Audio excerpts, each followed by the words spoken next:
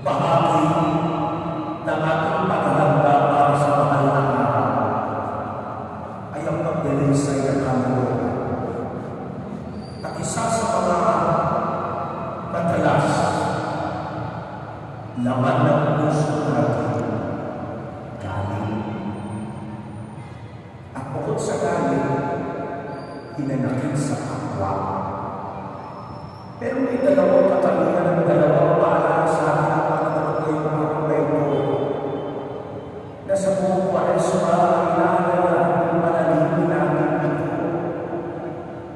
Una, bago pa tayo matutong magpatawad, ang sinasabi sa Ebanghelyo ngayon, tayo ang unang nakatanggap ng awa at tiwala ng Diyos. Kaya wala tayong karapatan para maging ang awa at tiwala ng Diyos sa kapwa. Kung tayo mismo, kahit na kahinaan-hinaan tayo, ay nagkakilala tayo ng Panginoon. Tayo mismo, kahit na tayo marunong, tayo na tayo kanina, binigyan pa rin tayo ng pagkakataon ng Diyos. Nagsisimula ang kakayanang pagpatawad kasi tayo ang unang pinatawad ng Diyos. Father, Diyos naman yun, ako tamo na, kahit na. Kaya nga sa Jesus mismo, ang alam ng Diyos na nagtuturo sa atin. Lalo pagka ang pagpapatawad ay maka-Diyos na ugali, dahil tayo mismo ang unang pinatawad ng Diyos. Kaya mga kapatid, sa tuwing tayo magpapatawad at hihingi ng tao ng ibang tao sa atin, ito ang unang pamatay na paalala sa atin, ikaw mismo ang pinatawad niya. Kaya huwag mong patigasin ng puso mo, at kung ilang beses mo magpapatawad, ilang beses pa tayo. Walang katapusan. Dahil ang tunay na pagmamahal ay matutong magpatawad.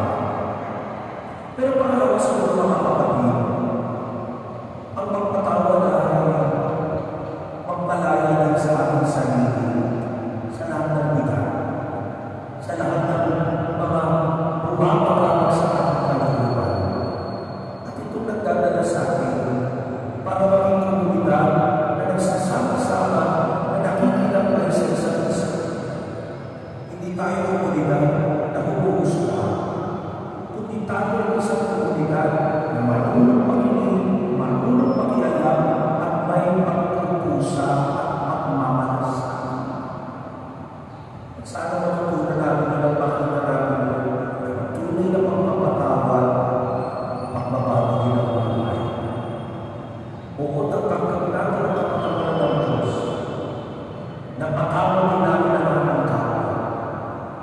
Pero ito lang ang simula ng mas malalim na maglalakbay tungo sa pagsunod sa Kanya. Kaya mga kapatid, ang pagpatawad ay maka-Diyos na pag-uugali. Ngunit ang maging komunidad na marunong magpatawad ang pinakabay ay isang komunidad na nahulog ng Diyos mula sa Kanyang puso. Hindi natin bibigaya ito ngayong gabi nito. Hindi lang magbilang ng ilang beses pagkatawad, kundi ang tunay na pagmamahal.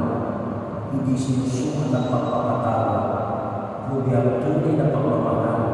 Inuhulog tayo ng pagpapatawad upang maging kagaya ng Diyos na nagmamahal at nagtitiwala. Sa ngalan ng